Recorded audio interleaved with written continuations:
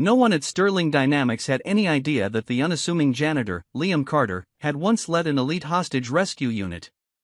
He had deliberately buried that past to raise his daughter in quiet anonymity, accepting years of subtle disdain and living as a man who faded into the background. But when the company's CEO, Amelia Grant, was abducted from the underground parking garage, Liam noticed signs of a tactical operation that only a trained soldier would recognize. The police ordered him to stay out of it, and the board dismissed his concerns as delusions. Then a chilling recording arrived, and Liam understood that Amelia had only 6 hours left to live. Stay until the end to witness how this overlooked janitor saves Amelia and finally confronts the ghosts of his former life. 12 hours before the kidnapping, Liam Carter woke in his modest apartment before sunrise, moving through the darkened kitchen with the practiced silence of a man who had spent years learning to be invisible. He prepared a simple breakfast for his 9-year-old daughter, Grace, checked her backpack for the assignment she had forgotten twice that week, and walked her to the corner where the school bus stopped each morning at 7:15. Grace occasionally asked why her father always worked nights and why he never discussed the metals secured inside the metal box atop his closet. Liam would simply say those items belonged to another existence, one entirely separate from the life they were creating together. Grace, sensing the unspoken boundary in his voice, let the question drop, just as she always did. She boarded the bus, and a neighbor named Rosa Clean, who had cared for Grace since Evelyn's death, waved from her porch and promised to have the girl fed and settled by 6.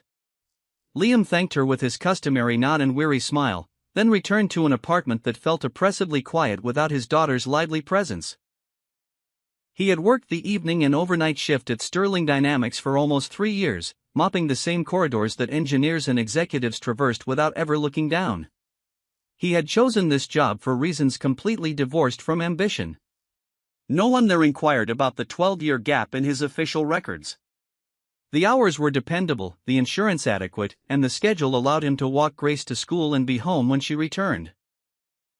Most importantly, the job never required him to carry a weapon. To the staff who rode the elevators past him every day, Liam was merely the man in the gray uniform pushing a cart of cleaning supplies, a person whose name they seldom bothered to remember. Junior employees sometimes placed coffee cups directly on the floor he had just mopped, and several managers spoke about him in the hallways as if he were deaf, discussing his perceived slowness or his silence as though he were a piece of furniture rather than a human being. Liam never responded. He simply continued working, observing the exits, cameras, guards, and the building's rhythm with an instinct that had never deserted him, all while quietly reminding himself that none of it was his concern any longer. His first real encounter with Amelia Grant occurred on an otherwise ordinary evening when she stepped off the executive elevator with 3 members of her leadership team. A floor manager sharply reprimanded Liam for leaving his cart in the hallway. Though Amelia did not openly defend him, she paused, looked at the man being humiliated in front of his colleagues, and calmly told the manager to simply walk around rather than create a scene. It was the first time Liam had looked at her for more than a fleeting second, and something in her expression suggested the rumors of a cold, calculating executive did not tell the whole story. Amelia gave him the smallest nod before continuing down the hall with her team, unaware that the man she had just spared a minor humiliation would, before the night was over, be the only person capable of saving her life. Later that same evening, Liam noticed a security camera in the basement corridor tilted slightly off its usual angle, and without giving it much thought, he adjusted the bracket back into place. He had no way of knowing that someone had deliberately shifted that camera days earlier, creating a blind spot for a plan that had already been set in motion. Amelia Grant had led Sterling Dynamics for 3 years, ever since her father's sudden death made her the youngest CEO the defense technology firm had ever had. The company built military communication systems, encrypted data platforms, battlefield positioning technology, and control systems for unmanned aircraft. Work that placed it at the center of national security contracts worth hundreds of millions of dollars. Over the previous 6 months, Amelia had uncovered a pattern of irregular subcontracts flowing through the procurement division, components built at inflated prices while classified testing data quietly appeared in accounts tied to overseas shell companies. She had hired an independent audit team in secret, unwilling to trust the investigation to anyone within the building, and the earliest findings pointed towards someone with senior access, someone who knew exactly how to move money and information without leaving an obvious trail. The person Amelia trusted most in the world was Connor Blake, the company's chief operating officer and the man who had stood beside her through every crisis since her father's funeral. Connor always appeared at the right moment, calming shareholders during difficult quarters, defending Amelia in board meetings when older executives questioned whether a woman her age belonged at the head of the table, and constantly invoking his loyalty to the Grant family name. It was Connor, not some faceless outsider, who had built the entire theft network from within, using his authority as COO to rewrite vendor lists, move funds through a chain of shell corporations, quietly bribe members of the security team, erase footage from key cameras, and track Amelia's private schedule down to the minute. Amelia copied every piece of evidence she had gathered onto an encrypted storage device and scheduled a meeting with federal investigators for the following morning, confident that within days the truth would finally surface. Connor, watching the investigation close in around him, understood that his window was nearly gone, and so he activated a plan that had been waiting in reserve for months. His goal was never simply to eliminate Amelia. He needed her alive long enough to unlock the central servers, transfer administrative control of the company's most sensitive systems, sign off on a fraudulent transaction, and record a resignation statement blaming her disappearance on declining health, after which he intended to have her killed and the scene staged to look like a failed escape. That same evening, while cleaning an empty conference room, Liam found a maintenance diagram of the parking structure crumpled in a wastebasket. Its markings were unlike anything a technician would normally draw, showing observation points, camera blind spots, escape routes, and a vehicle staging area that read less like building maintenance and more like a tactical extraction plan. He tried to bring the diagram to Jason Reed, the head of corporate security, but Jason was buried in preparations for the shareholder meeting and waved him off, guessing it was probably some outdated drill document and telling Liam to get back to his rounds. Liam kept the fragment anyway, and when his eyes settled on a small red triangle marked at parking level B3, he felt a kind of unease he had not experienced in years, a recognition his body understood before his mind caught up. It was the exact symbol his old unit had once used to mark a target's capture point. The board meeting ran long that night, stretching past 10 o'clock, and Amelia's usual driver called in sick at the last minute, a convenient absence engineered by Connor himself. Amelia asked to have a security escort accompany her, but Connor interjected smoothly, assuring everyone the garage was already fully secured, and Amelia, exhausted and eager to get home, agreed to walk down with only her assistant. As they reached the elevator on level B3, the assistant received an urgent phone call that turned out to be entirely fake, and she hurried back upstairs, leaving Amelia to continue alone toward her car. The garage lights along one section flickered erratically, and an unmarked maintenance truck sat parked close to her vehicle, its engine running quietly. Hunter Davis stepped out first, followed by 3 men in technician uniforms, and Amelia recognized the danger the instant she noticed one of them wore no employee badge at all. She moved fast, backing toward a concrete pillar, triggering the emergency function on her phone, throwing her keys in the opposite direction to create confusion, and slamming her palm against a metal pipe to make noise loud enough for a camera to catch. Hunter reached her before the emergency signal fully transmitted, and Amelia fought back with a canister of pepper spray, injuring one of the men badly enough that he stumbled and cried out. She managed nearly 20 meters of distance before 3 sets of hands finally pulled her down and subdued her. Upstairs in a service corridor, Liam heard a strange metallic sound echo up from the lower levels, 3 short strikes followed by 2 long ones, a rhythm no falling object could ever produce by accident. It was a basic distress signal taught to soldiers and security professionals alike. Liam abandoned his cart and ran for the stairwell without a second thought. By the time he reached B3, the maintenance truck was already pulling away, and he caught only fragments as it disappeared, a partially obscured license plate, a streak of blue paint along the rear door, a man's silhouette gripping someone inside, and a wolf's head tattoo inked across the wrist of the man closest to the wheel. Liam sprinted after the vehicle but had no chance of catching it on foot. On the concrete where Amelia had been taken, he found an earring, a small trail of blood, a torn button, a keycard snapped cleanly in half, and 3 broken drag marks along the floor, and something told him these were not scattered by accident but left with intention. He picked up the broken keycard and saw a string of numbers scratched into its surface with the edge of something sharp, numbers that matched an old Sterling Dynamics warehouse registration he vaguely recalled from a maintenance manifest. Jason and his security team arrived at a run only moments later, and when he saw Liam holding evidence from the scene, he immediately ordered him to set everything down. Liam explained that the vehicle had left only minutes earlier and that someone needed to seal off the routes leading toward the port before it was too late, but Jason dismissed it as pure speculation from a man with no authority to be involved. Local police arrived shortly after and locked down the garage completely, and Liam was escorted out of the area, treated as a witness with no further role to play. Before he left, though, he noticed a smear of unusual pale white mud caught in the truck's tire tracks, a type of soil he recognized instantly as belonging to the grounds around Mason Ridge, an abandoned military training base decommissioned years earlier.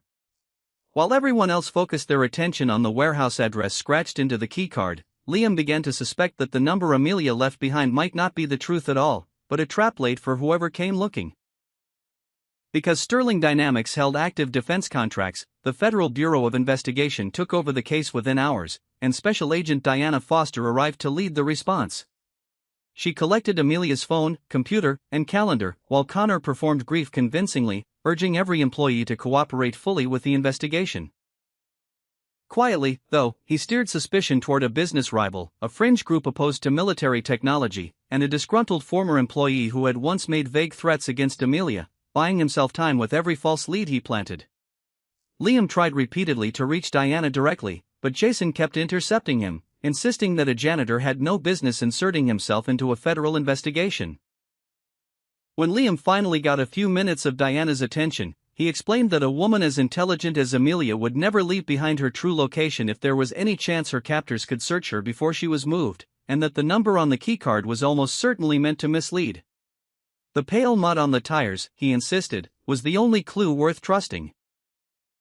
Jason mocked the idea that a janitor could analyze a crime scene like a trained investigator, but Liam did not raise his voice or defend himself. He simply asked Jason why the security footage for Level B3 had gone missing for exactly 9 uninterrupted minutes, a question that silenced the room instantly. Diana, intrigued despite herself, gave him a few more minutes to speak, and Liam laid out details that no ordinary employee should have understood. He described how the kidnapping team had moved in a 4-person formation, how their leader had positioned himself to the driver's left to avoid a clean line of fire, how the truck's paint suggested a coating designed to defeat license plate recognition, how the footprints left behind indicated at least 2 men with formal military training, and how the absence of gunfire meant they needed Amelia alive rather than dead. Diana asked quietly where a janitor had learned all of that, and Liam answered only that he had once served in the military, offering nothing more. The kidnappers sent their first video not long after, showing Amelia bound to a chair in a dark, unfamiliar room, her composure remarkably steady despite everything. Hunter appeared briefly on camera, demanding Sterling Dynamics hand over the master server access codes along with a private aircraft within 6 hours, warning that any attempt to locate them would end with Amelia's death. In the middle of the recording, Amelia said something that sounded almost meaningless to everyone else in the room, a comment about checking filtration system number 7, and Connor immediately insisted she was simply panicking under stress. Liam understood the phrase differently the moment he heard it, because inside certain military circles, filtration system number 7 was informal shorthand for the auxiliary ventilation shaft at Mason Ridge, meaning Amelia had either overheard her captors mention the location or noticed something inside the building that confirmed it herself. Sensing the investigation slipping toward Liam, Connor pulled Jason aside and insisted they look more closely into the janitor's background, arguing that no ordinary employee could possibly know this much about tactics and criminal behavior. Jason searched the personnel files and discovered that 12 years of Liam's history were essentially blank, a gap Connor used to plant the suggestion that Liam might not be an ally at all, but a plant working from the inside. Liam was pulled into an interrogation room for questioning while the real threat continued moving Amelia further away. During a review of the ransom footage, Diana froze the frame at the moment Hunter's sleeve rode up, revealing a wolf's head tattoo etched into his wrist, a mark Liam recognized instantly as belonging to a private mercenary outfit called Black Wolf, an organization he had clashed with once before, years earlier during the final mission of his military career. Hunter Davis, he now realized, had been the only man from that old encounter who had ever escaped alive. At the end of the video, Hunter looked directly into the camera and said that whichever soldier was watching this recording surely already knew exactly who he was, a message meant for one man alone. Liam understood immediately that this kidnapping had never simply been about Amelia. Hunter knew Liam worked inside Sterling Dynamics, and this entire operation had been built, at least in part, around drawing him out of hiding. Diana requested access to Liam's sealed military file, and what came back rewrote everything the room thought they knew about the quiet man in the gray uniform. He had once held the rank of major, commanding an elite hostage rescue unit known as Atlas, running more than 40 missions, earning a string of commendations and personally saving dozens of hostages across multiple conflict zones in the Middle East. His record by any measure was extraordinary, but his final mission had ended in catastrophe. 7 years earlier, his unit had been ordered to rescue a group of American engineers held captive at an industrial site in a region known as Karif, and Liam, sensing that the intelligence guiding the operation was flawed, requested a delay to verify it before moving in. His superiors overruled him. The Atlas team advanced as planned, and they walked directly into an ambush that killed 3 of his closest men. Hunter Davis, at the time working for a private military contractor, had been the one who quietly sold the unit's route to the opposing side, though the evidence proving it vanished in the chaos that followed. With officials desperate to assign blame somewhere, they pointed to Liam's last-minute change in approach route, and although he was never formally charged, his reputation was effectively destroyed within the community that had once trusted him completely. He resigned before anyone could push him out. When he came home, he tried to build a normal life with his wife, Evelyn, and their daughter, Grace. Evelyn never blamed him for what happened, telling him instead that he had spent his entire life saving strangers but had never once learned how to forgive himself. 2 years later, Evelyn died suddenly of heart failure, and before she passed, she made Liam promise that he would never again run toward every fight in front of him and leave his daughter behind in the process. Liam took that promise to an extreme, locking away his medals, cutting off every remaining tie to the military, and folding himself into a life where almost no one could see him at all. Once Diana learned the truth of who Liam really was, her attitude shifted completely, and she offered to bring him on as a tactical consultant on the strict condition that he act only under her direction. Liam agreed, but only if federal agents searched Mason Ridge immediately, a request Diana pushed up the chain of command at once.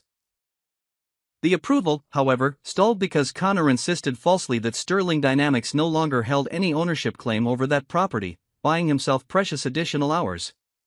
Inside the room where she was being held, Amelia studied every detail she could: the hum of an old generator, the smell of engine oil, cold air moving through a ventilation duct, the distant rumble of freight trains, and a faded safety placard painted over but still faintly visible beneath the new coat.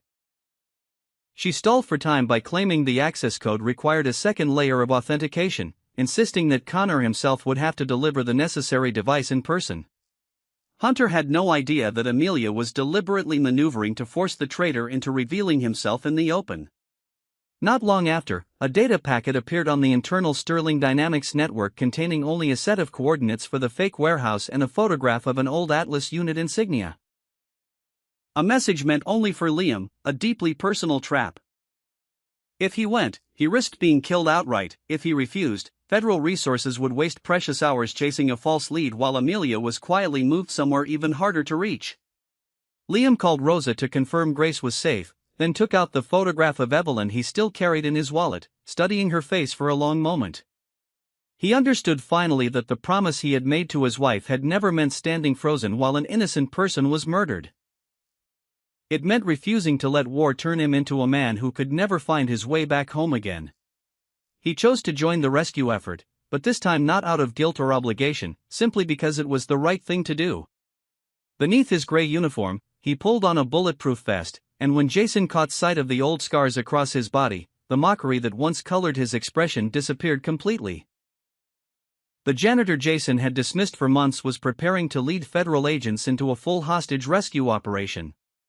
Liam proposed splitting their forces rather than sending everyone toward the fake warehouse address. One small team would investigate the location exactly as Hunter intended, while Diana quietly deployed scouts toward Mason Ridge. Jason reviewed which internal staff had the access needed to disable cameras. Liam himself mapped the possible routes connecting the corporation, the port, and the old base, and a thermal surveillance helicopter waited just outside the range where anyone below might notice it. Diana approved the plan but insisted Liam remain at the command center, and he agreed, at least in name. The team that reached the warehouse found only an empty chair, a video transmitter, explosives wired to the door, a disposable phone, and the Atlas unit insignia left in plain sight. Because Liam had warned them in advance, the bomb technicians located the detonator before anyone was hurt. Hunter called the disposable phone directly, telling Liam that once again he had led people he cared about straight into a trap, the entire point being to reopen old wounds and push him past the edge of his self-control. Liam stayed calm and simply asked what Hunter actually wanted, and Hunter answered that he wanted Liam to watch another rescue mission collapse into failure exactly as it had at Karif. Hunter forced Amelia to record a second video, this one requiring her to read a formal statement transferring management authority to Connor. Amelia deliberately mispronounced the name of one project, and Liam recognized instantly that the distorted word was actually the code name for the training tunnel running beneath Mason Ridge. While the camera continued rolling, she tapped her fingers against the arm of the chair in a rhythm that spelled out the numbers 3 and 9, and cross-referencing an old blueprint, Liam determined she was being held in Section B, Room 39. Around the same time, Jason discovered that the order disabling the cameras on Level B3 had originated from Connor's own administrative account, though Connor immediately claimed his credentials had simply been stolen. Diana did not yet have enough to make an arrest, and Connor quietly messaged Hunter to move Amelia out of Room 39 before anyone arrived. But Amelia caught the glow of a guard's phone screen and recognized the internal Sterling Dynamics logo on its case, confirming for certain that the traitor sat somewhere inside the company's own leadership. As Diana prepared to deploy a tactical team toward Mason Ridge, Liam noticed the proposed route ran across a single bridge, an obvious choke point perfect for an ambush. And when he asked who had drawn up the route, the answer traced back to a security staffer personally recommended by Connor. Liam quietly checked the man's activity and found he was actively transmitting the team's coordinates directly to Hunter, and Jason subdued him just moments before he could erase the evidence. From the man's phone, they learned Hunter had already rigged explosives at the base's main entrance. Sensing the operation collapsing around him, Connor left the command center under the excuse of contacting the board, but Liam spotted him on camera carrying a secured case, understanding at once that Connor intended to meet Hunter directly, retrieve the data, and ensure Amelia never lived to speak the truth. Diana ordered his arrest immediately, but Connor's vehicle had already slipped out through a service exit before anyone could stop him. With time running out and the full tactical unit still more than 30 minutes from Mason Ridge, Liam proposed entering through a northern maintenance tunnel inaccessible to armored vehicles, arguing that a large team would be spotted instantly while a single person might slip through undetected. Diana objected, calling it close to suicide, but Liam insisted it was the only way, and Jason volunteered to go with him, proving he understood the base's old electrical and key card systems well enough to be useful. On the drive over in an unmarked maintenance truck, Jason apologized for underestimating him for so long, and Liam told him not to dwell on it, that arrogance was simply what made people miss the danger standing right in front of them.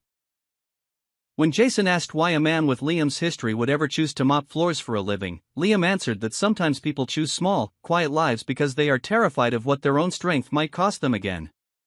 Jason admitted that Amelia had always believed her company was protected by men in expensive suits, and tonight, he said, she would finally learn who really protected it.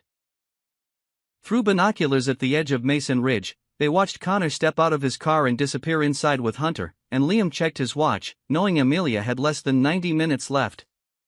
Liam and Jason entered the abandoned base through an old drainage tunnel, carrying only a multi-tool, plastic restraints, a compact flashlight, an encrypted radio, the sidearm Diana had issued him, and a small handheld jamming device. Liam did not rush toward combat the moment they were inside.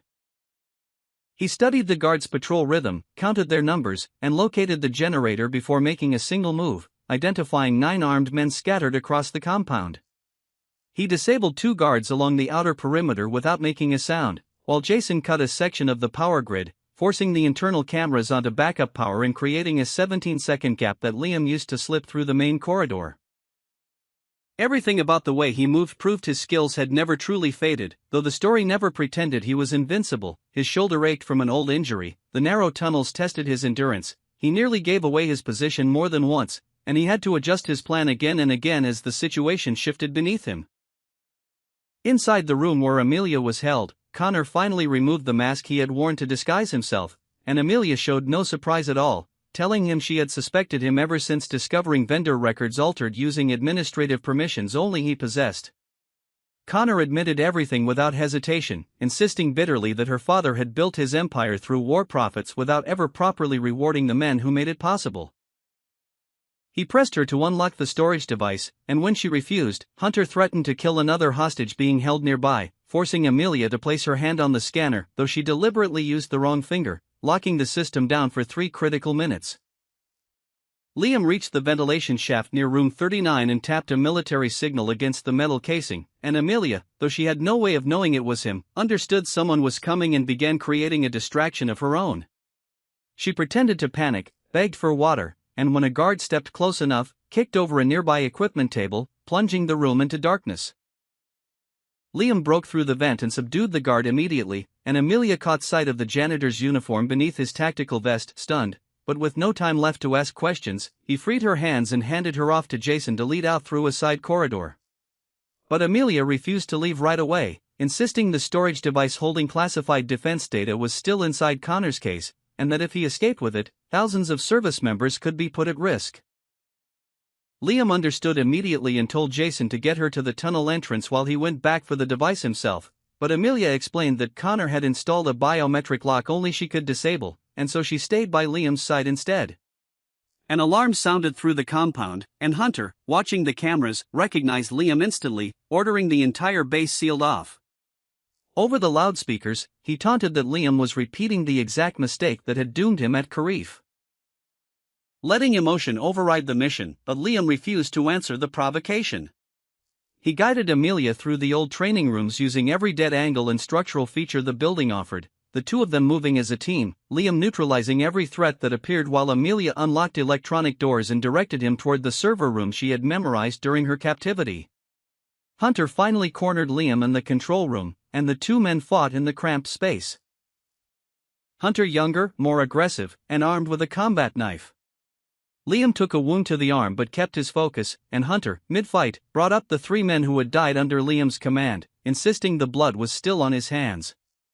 Liam answered that he had believed that lie for 7 straight years, but tonight Hunter would no longer be allowed to use dead men to control him. He disarmed Hunter with a shoulder lock, had every opportunity to kill him, and chose not to. Instead cuffing him to a length of pipe so he would have to answer for what he had done in front of the people he had wronged. Just when Liam believed Amelia was finally safe, Connor appeared behind her, pressing a gun to her head and triggering the base's self-destruct system, the countdown beginning at exactly 5 minutes. Connor pulled Amelia into the server room, demanding Liam drop his weapon and hand over the storage device, and Liam obeyed only to buy time, watching every detail he could, Connor's trembling hand, his finger resting incorrectly against the trigger, a locked exit behind them, and a steam pipe running along the ceiling above. Amelia stayed remarkably composed, and Liam caught her eye long enough to send a silent signal only she would understand that she needed to drop low the instant he acted. Amelia distracted Connor by telling him falsely that every piece of evidence had already been sent to federal investigators long before tonight, and as Connor turned in fury toward the monitors behind him, Liam kicked a fallen weapon toward Jason while firing his backup pistol, hidden at his ankle, straight into the steam valve overhead. Steam erupted through the room, Amelia dropped instantly, and Jason's shot caught Connor in the shoulder. Connor collapsed but still fought to trigger the manual detonator by hand, and Amelia grabbed a set of fallen cuffs and locked his wrist to the control panel before he could finish. With barely over 2 minutes remaining, Amelia tried to cancel the countdown, but Connor had already changed the access code, and Liam realized the detonation wiring ran through an older-style military control unit, a system he had trained on years earlier. Jason held the doorway as the last of the armed men closed in, and Amelia read the wiring schematic aloud while Liam cut the correct signal line. With only seconds left on the clock, the system powered down completely. Diana and her tactical team stormed the base moments later, and the remaining gunmen either surrendered or were taken down quickly. Connor was placed under arrest, Hunter pulled from the pipe injured but alive. Diana's team recovered the stolen data, a list of buyers, financial transfer records, and documentation proving Hunter had sold intelligence years earlier during the operation at Karif, evidence that finally confirmed Liam had never been the reason his men had died that day. Once the danger had fully passed, the adrenaline drained out of Liam all at once, and the wound in his arm began bleeding heavily. He insisted he was fine, even as his legs gave out beneath him, and Amelia caught him before he hit the ground. For the first time, she said his name, not employee Carter, not the janitor, simply Liam, telling him that he had carried her out of that place, and now it was her turn to make sure he did not stay behind. As paramedics loaded him into the ambulance, Liam watched the first light of dawn break over the horizon, and for the first time in 7 long years, the mission that had haunted him finally felt finished. Connor was charged with treason, trafficking classified defense data, kidnapping, conspiracy to commit murder, bribery, and obstruction of justice, while Hunter faced charges of kidnapping and murder alongside a role as a cooperating witness in the broader investigation into the corrupt military intelligence that had led to the Kharif disaster years before. The recovered documents proved conclusively that Liam had tried to stop that mission from ever moving forward, that the true failure belonged to a compromised intelligence network and to Hunter's own betrayal, and Liam's reputation was formally and publicly restored. Amelia called a company-wide meeting, but she refused to turn Liam's story into a marketing moment. Instead, she admitted openly that the company had failed by undervaluing its lowest-paid employees, concentrating far too much power in far too few hands, ignoring a warning simply because of who delivered it, and building a culture where invisible workers were treated as beneath notice. She dismissed the managers responsible and restructured the entire security division, while Jason kept his position after openly admitting his mistakes and proving his value during the rescue itself. Reporters flooded Sterling Dynamics hoping to interview Liam, but he declined nearly every request, unwilling to raise grace inside a media spectacle, and he turned down a symbolic executive title that offered nothing but attention. Instead, Amelia proposed he build an internal risk assessment division with the authority to hire his own team. Work that let him use everything he had learned without returning to a battlefield, on a schedule that still let him be present for his daughter, protecting people without losing the quiet life he had built. After thinking it over, Liam accepted, and Amelia personally returned the recovered Atlas unit insignia to him. He no longer locked it away in the metal box on his closet shelf, he set it beside the family photograph on his desk instead. 6 months later, Sterling Dynamics held a ceremony to open a new internal security training center, and Liam, now heading the risk assessment division, still carried himself with the same simple, unassuming manner he always had. He no longer wore a uniform of any kind, military or otherwise, and he no longer hid behind the gray janitor's jacket either.